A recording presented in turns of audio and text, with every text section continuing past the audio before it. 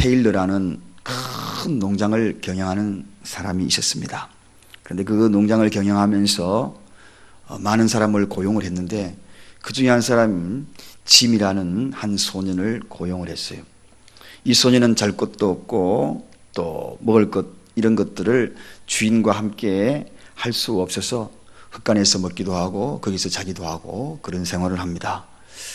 그러던 가운데에 한 1년쯤 지났는데 바로 이 테일러라는 농장 주인의 딸을 사랑하게 되었고 그 딸도 이 짐을 사랑하게 된 겁니다. 두 사람이 사랑에 빠져 있는 것을 안 주인 테일러가 어느 날 짐을 불러서 네가 감히 내 딸을 사랑하느냐? 너는 하찮고 그리고 내 딸은 귀한데 네가 감히 내 딸을 사랑할 수 있는 것 같으냐? 하면서 혼꾸녕을 내고 당장에 내 농장을 떠나라. 그렇게 해서 그를 버리고 말았습니다. 세월이 지나서 30년이라는 긴 세월이 지났습니다.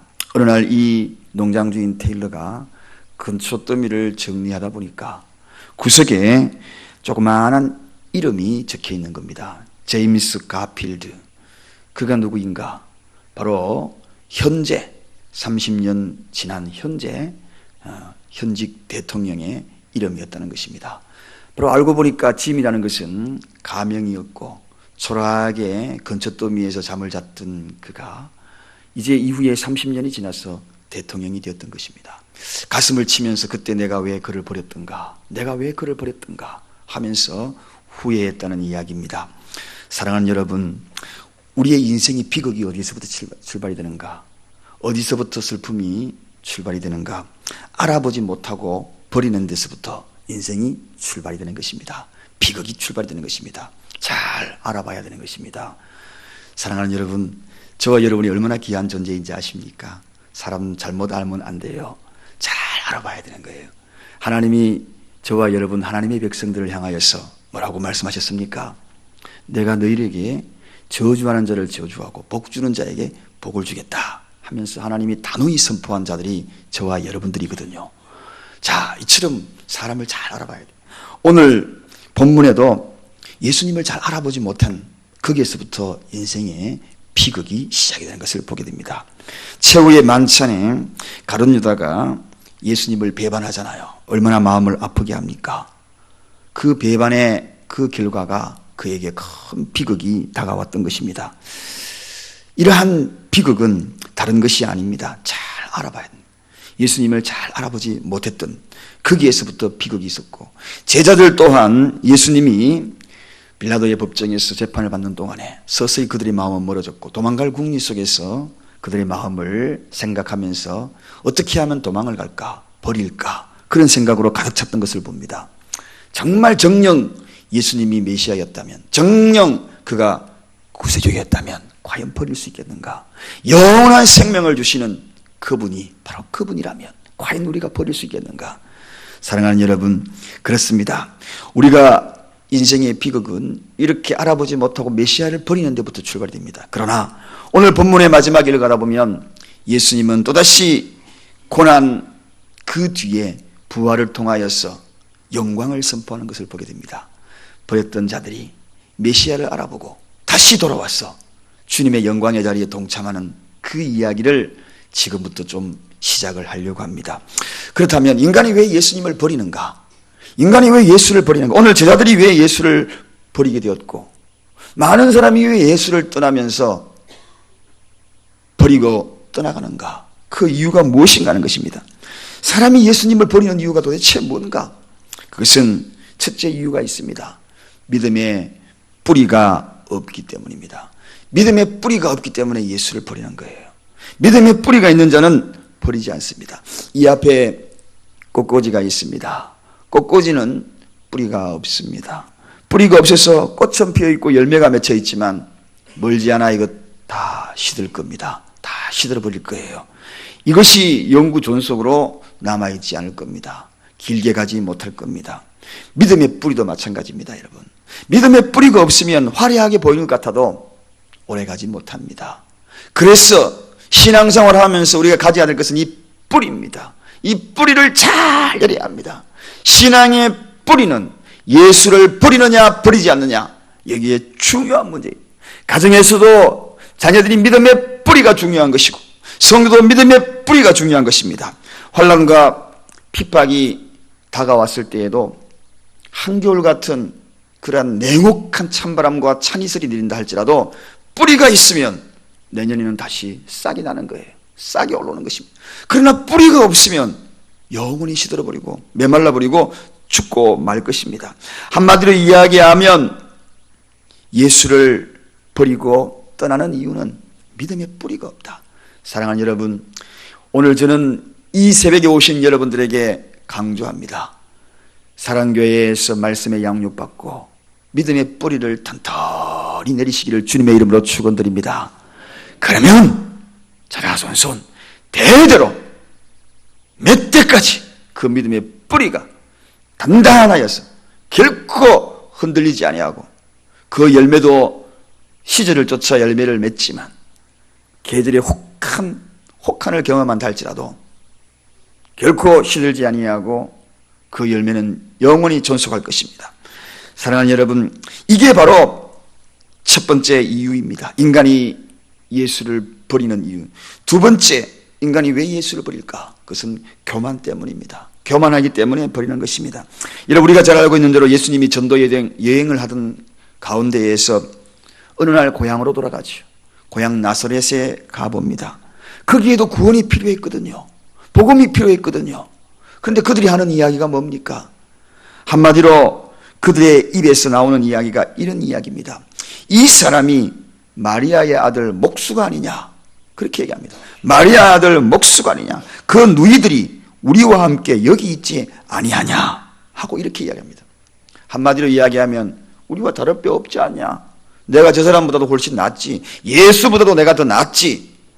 성경은 한마디로 인간이 하나님이 되고자 하는 그러한 욕망이 꿈틀거리는 내용들이 한편에 기록이 되어 있고, 한편에는 그 꿈틀거리는 인간의 욕망, 그 욕망의 영원한 성의자 하나님의 존재를 드러내며 마지막 때에 인간의 그러한 도전했던 것들을 심판하는 것으로 끝나는 것이 성경의 두 가지 맥입니다. 그래서 인간이 얼마나 교만한 것이 오늘 하나님을 떠나게 되는 요인이 된다는 거죠. 하나님 없이도 한마디로 살아갈 수 있다는 것입니다. 이게 교만입니다. 그래서 예수를 버린 겁니다. 물질만 있으면 되지, 권력만 있으면 되지, 뭐만 있으면 되지, 내가 이 정도면 되지. 여러분 다급해 보셔요. 정말 다급하니까요 지푸라기라도 잡겠더라고요. 자녀가 죽어가니까 지푸라기도 잡겠더라고요. 주님 살려만 주십시오. 그냥 무릎을 꿇게 되겠더라고요. 여러분, 그러나 든든하고 가정 배경이 좋고 그래 보셔요. 제대로 기도가 나오는가, 제대로 눈물이 쏟아지는가. 저는 아픔이 있고 눈물이 있는 그 집안을 가만히 보면 오히려 하나님의 큰 축복이다. 축복이다. 왜? 그것으로 인하여서 하나님 앞에 가까이 갈 수 있으니까. 그러나 물질도 있고 배경도 있고 기도 제목도 없고 그런 집안에 기도 제대로 하는 거 봤습니까? 절대로 그렇지 않아요. 그래서 오늘 이 새벽에 여러분이 기도 제목을 가지고 이 자리에 왔다는 것이 큰 축복입니다. 왜냐하면 하나님 앞에 엎드릴 수 있는 마음을 주셨고 그것이 겸손이거든요. 그것이 겸손이거든요. 하나님은 교만한 자를 대적한다고 그랬습니다. 그러나 겸손한 자는 그들과 함께 하실 것입니다. 그들을 결국은 영광의 자리에 서게 만들 것입니다. 그 다음에 예수를 버리고 떠나는 이유가 무엇입니까? 그것은 한마디로 실족하는 이유 때문입니다. 실족한다. 여러분, 많은 사람이 예수를 버리고 떠나는 이유가 종종 주변에 일어나는 것들을 보게 되지요. 우리 주위에도 떠난 자들의 모습을 보게 됩니다. 왜 떠났을까요? 실족했기 때문입니다. 실족이란 뭡니까? 한마디로 실족이라는 것은 넘어지는 것입니다. 넘어지는 것입니다. 넘어지는 이유는 두 가지예요. 타인에 의해서 실족하는 경우가 있고 내 스스로 범죄에 의해서 실족하는 경우가 있습니다. 타인에 의해서 실족한다. 마음의 상처를 받고 예수를 떠나는 경우죠. 저는 이 대목에서 참으로 안타깝습니다. 사람으로 실족했는데 예수를 떠나다니 너무나 안타깝지 않습니까?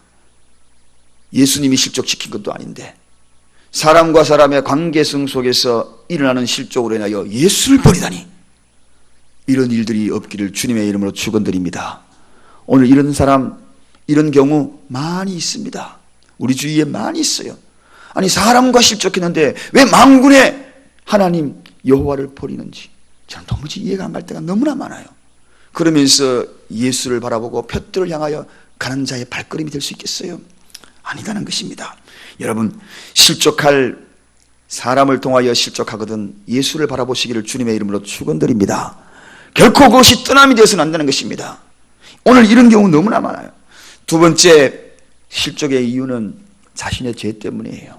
죄가 짓눌러 버리니까 그 죄에 견디지 못하여 떠나가 버리는 경우가 많습니다. 한마디로 비근한 예로 성경에 나타난 이야기, 아담과 하와의 이야기잖아요. 선악과를 따먹고 난 다음에 그들이 한 이야기 뭡니까? 나무 밑에 숨잖아요. 숨어버려요. 아담아, 아담아, 하와야, 하와야, 네가 어디 있느냐? 예, 우리 나무 밑에 숨었습니다. 그가 당당했잖아요. 뛰어다녔잖아요. 그런데도 불구하고 숨는 존재가 되어버렸습니다. 그거 왜 그랬을까요? 죄 때문에 그런 것입니다. 예수를 떠나는 이유는 다른 것이 아니에요. 죄 때문에 떠나는 겁니다. 그것으로 자기 스스로 실족하는 겁니다. 자, 그렇습니다. 이렇게 해서 떠나게 되면 그때부터 비극이 시작되는 거예요. 오늘 본문에도 27절에 보니까 이렇게 소개하고 여 뒤에 27절 우리 다 같이 한번 가보겠습니다. 27절 시작. 예수께서 제자들에게 이르시되 너희가 다 나를 버리리라. 이는 기록된 바 내가 목자를 치리니 양들이 흩어지리라. 여러분, 예수를 버리면 나타나는 현상이 뭡니까? 양들이 흩어지리라. 버리면 흩어집니다. 여러분, 지금은 안 흩어지는 것 같죠? 물질도 흩어집니다. 가족도 뿔뿔이 다 흩어져요. 다 흩어집니다. 내 마음도 흩어집니다. 정신도 흩어지는 거예요. 모든 것이. 왜? 표대가 분명하지 못하면, 흐릿해지면 거기서부터 내 마음이 흐트러지게 되는 것은 당연한 이야기입니다. 목표가 분명하면, 표대가 분명하면 흐트리지 않습니다. 달려갑니다. 뜀박질도 뛰어갑니다. 그러나 표대가 없으면 어딘지 안개 속을 그리는 자들처럼 헤매게 되는 겁니다. 그렇게 모든 것이 흩어지는 것입니다. 여러분, 왜 흩어지는 것인가? 표대가 없기 때문에 그렇습니다. 목자는 양떼를 지켜주는 자입니다.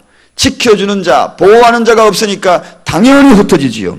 목자의 경험이 풍성했던 다윗의 이야기가 분명하게 우리를 깨닫게 합니다. 다윗은 이런 고백을 합니다.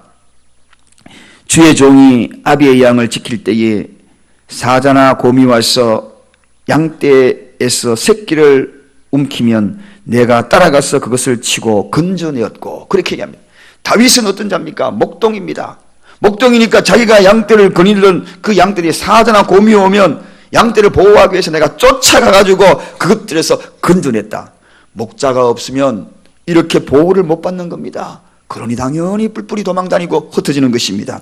인생의 방황은 어디에서? 예수를 버리면서부터 출발되는 것입니다.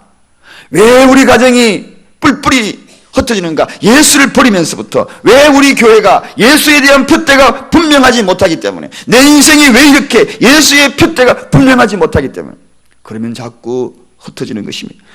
양떼를 지키는 그 일들, 오늘 이 다윗의 목적이었습니다. 주님의 목적이 뭔가요? 양떼를 지키는 것이 목적이거든요. 이 우리 안에 있기를 주님의 이름으로 축원드립니다. 주님의 이 우리 안에, 말씀의 우리 안에, 주님이 보호의 영역 안에, 그래서 예수를 버리면 안 되는 겁니다. 떠나서는 안 되는 겁니다. 왜 우리 인생이 흩어집니까? 목자를 버리기 때문에 흩어진다고 그랬습니다. 그분이 누구입니까? 목자는 인도자이기 때문입니다. 첫째는 보호하는 분이시지만 두 번째는 인도하시는 분. 인도하시는 분이기 때문에 그분을 떠나게 되면 흩어지게 되는 것입니다. 다윗이 유명한 고백하잖아요. 여호와는 나의 목자시니 내가 부족함이 없으로다. 그 나를 푸른 초장에 누이시고 쉴만한 물가로 인도하시는도다. 시편 23편 1절에 2절의 말씀.